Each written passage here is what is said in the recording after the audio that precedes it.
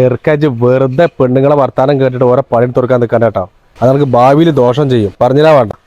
എൻ്റെ പൊന്നു സുധിയേട്ടാ, നിങ്ങൾ എപ്പോഴേലും കണ്ടുക്കണ ഞാൻ പെരയിൽ പണിയെടുക്കണത്? കഷ്ടകാലത്തിന് ഞാൻ അവളോട് പറഞ്ഞു ഇന്ന് ലീവാണെന്ന്. അതപ്പോൾ ഈ പ്രശ്നങ്ങളൊക്കെ ഉണ്ടായത്. എല്ലാ പേരേലും ഇങ്ങനെ തന്നെ എങ്ങായി. ആദ്യം നമ്മൾ എപ്പോഴെങ്കിലും സഹായിച്ചു കൊടുക്കാൻ വിചാരിച്ചിട്ട് എന്തെങ്കിലുമൊക്കെ ചെയ്തു കൊടുക്കും. പിന്നെ ഇതൊരു സ്ഥിര ഏർപ്പാടാക്കും. അനക്ക് ഇതിനെ പറ്റുന്ന അറിയാഞ്ഞിട്ടാണ്. ഏയ്, ഞാൻ ദിവസം പണി നിർക്കൂല.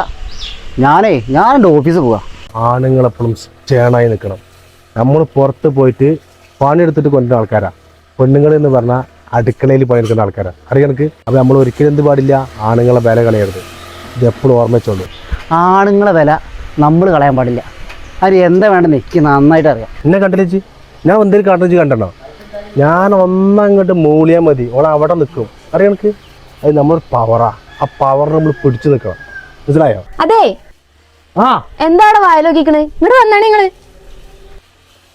ഇല്ലേ, പെണ്ണുങ്ങളായിട്ട് ചെറിയൊരു സഹകരണമൊക്കെ ആവാം. ജീവിതത്തിന്റെ ഒരു സന്തുലിതാവസ്ഥ നിലനിർത്താൻ വേണ്ടിയിട്ട്.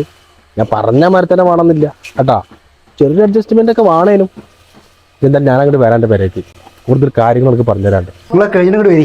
ഈ എന്താ കിടന്ന അലറണ്? ഞാൻ അവിടെ ഒരു കാര്യം പറഞ്ഞുകൊണ്ടിരിക്കുന്നതല്ലേ. എന്തെന്റെ പ്രശ്നം? എന്താണ് വേണ്ടത്?